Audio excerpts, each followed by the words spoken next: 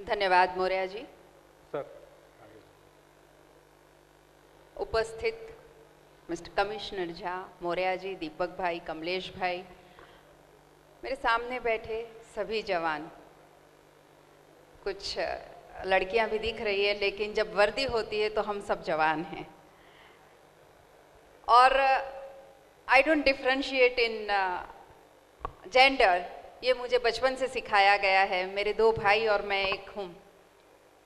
मेरे माता पिता की परवरिश ऐसी रही कि मुझे कभी ये महसूस नहीं हुआ कि मेरे दो भाई कुछ मुझसे अलग है या मैं उन दोनों से कुछ अलग हूँ।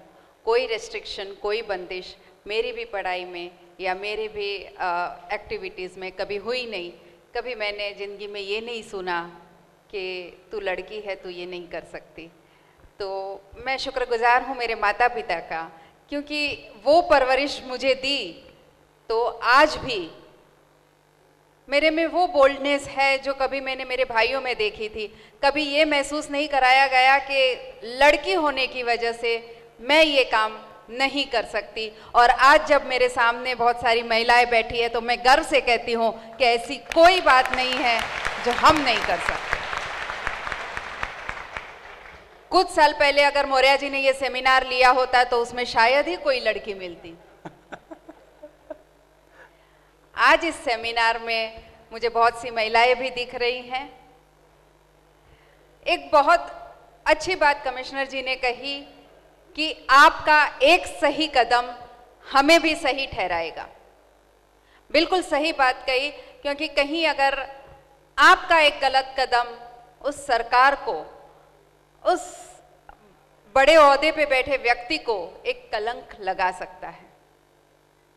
ये बोलेंगे, इन्होंने बहुत सही कहा कि अगर भ्रष्टाचार हम करेंगे, अगर मैं और आप, हम में हम सब शामिल हैं, तो कहेंगे मोदी जी की सरकार आई क्या कर लिया, या कोई भी सरकार आई क्या कर लिया। गलत कदम हमने उठाया लेकिन उलाहना ऊपर सरकार तक को मिली। कमिश्नर सर भी LLM यूके से हैं।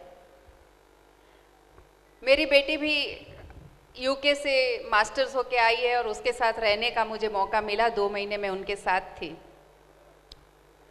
हम पश्चिम से बहुत सी चीज़ें लाते हैं, बहुत सीखते हैं, लेकिन ये जो छोटी छोटी बातें पश्चिम वाले करते हैं।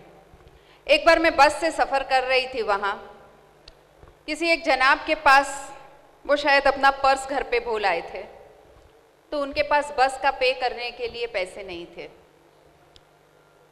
कंडक्टर ने कहा ठीक है आप भूल आए हैं, कोई बात नहीं, मैं मेरी जेब से पे कर देता हूँ। उन्होंने ये नहीं कहा मैं छोड़ देता हूँ, उन्होंने ये कहा मैं मेरी जेब से पे कर देता हूँ।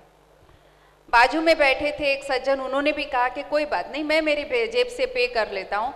तो मैंने कहा जब आप ये भी तो बोल सकते हैं कि ठीक है हम एक यात्री को ऐसे ही ले जाएंगे।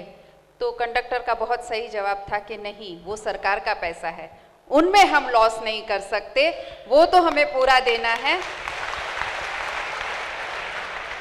और ये भावना मैं चाहती हूँ आप सभी लोग एक अपने आप में आत्मसात कर ले, क्योंकि थोड़ा सा आपको एक नेगेटिव बोलूँ कि जहाँ वर्दी दिखती है वहाँ करप्शन दिखता है लोगों को। आप बहुत सही होंगे फिर भी बोलेंगे वर्दी वाला है भ्रष्टाचारी होगा, क्योंकि ये बात हम भी फेस करते हैं, पॉलिटिशियन है भ्रष्टाचारी ही होगा।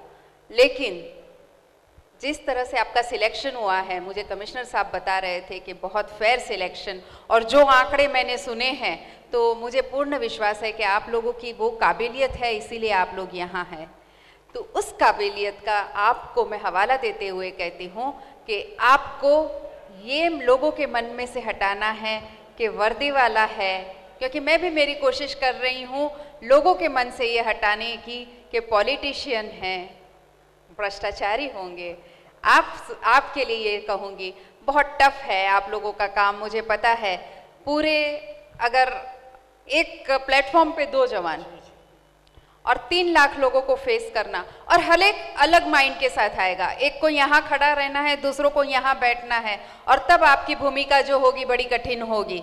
लेकिन उस समय अपने दिल पे हाथ रख के सही फैसला लेंगे, ये मुझे पता है। आप लोगों पे मुझे इतना विश्वास ज़रूर है, और आप लोग बिल्कुल मुंबई को अपना घर समझे, अभी कमिश्नर साहब से बातें हो रही थी, उन्होंने कहा कि 800 में से 80 लोग भी बॉम्बे देखे हुए नहीं हैं, सब बॉम्बे फर्स्ट टाइम आए हैं। आप लोगों ने बहुत कुछ सुना होगा मुंबई के बारे में, लेकिन बहुत सी अच्छाइयाँ भी मुंबई में हैं जो आप लोगों को यहाँ रह के पता पड़ जाएगी। आप लोगों की उज्जवल भविष्य की कामना करती हूँ। आप लोगों को यही कह सकती हूँ, may God bless you and all the best and may God give you all the success in your life. Thank you very much. Thank you.